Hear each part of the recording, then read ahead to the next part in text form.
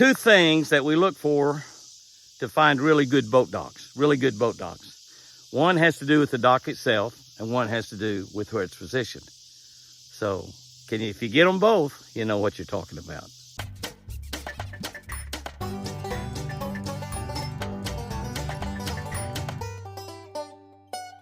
Good morning, guys and girls. October 1, reading from the Catch of the Day book on the Catch a Better Life channel on YouTube.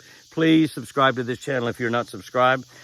We start each day with a scripture from the Word of God. We have a devotion that I wrote about fishing from the Catch of the Day book. If you'd like a copy of this book, you can get it at jimmyhouston.com.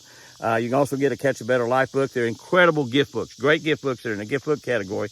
If you have someone you love that you want their life to be better, buy them one of these books. I'll be happy to personalize it, autograph it for them. And it'll be something that will improve their life. God will see to it that their life gets better. It's got a fishing tip for every day also, so you're going to become a better fisherman at the same time. Pretty dark out here this morning. We post these at 5 o'clock Central Time. It's not daylight at 5 o'clock Central Time, but it's pretty dark right now. So anyway, October 1, we're looking at Luke 19:10.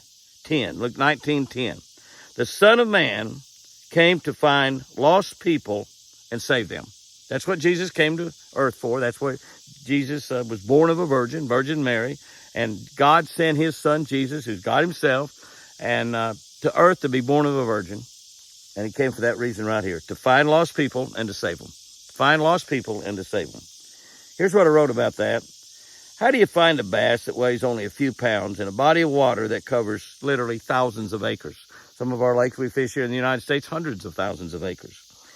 You learn to go where the bass live. That's the deal. You learn to go where the bass live. Where did Jesus look to find sinners needing to be saved? Well, he went where they lived. That's very simple. He went to find where they were. And he came looking for me. He came looking for me.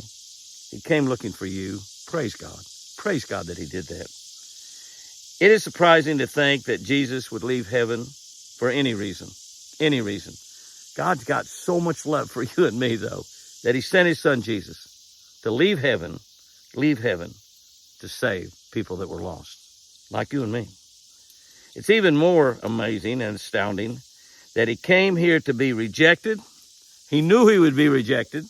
He came here to be humiliated. He came here to be beaten within an inch of his life, to be beaten almost totally to death, and then crucified.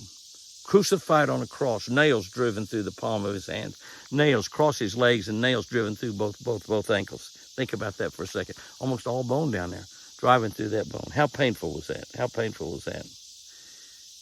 Crucified just to pay the price for the sins that he knew that I would commit. That he knew that I would commit those sins. That's how much he loves us. That's how much God loves us. Would you leave your home to pay for a murder that somebody else committed? That's what Jesus did. Would you suffer beatings for lies that you didn't tell? That's what Jesus did.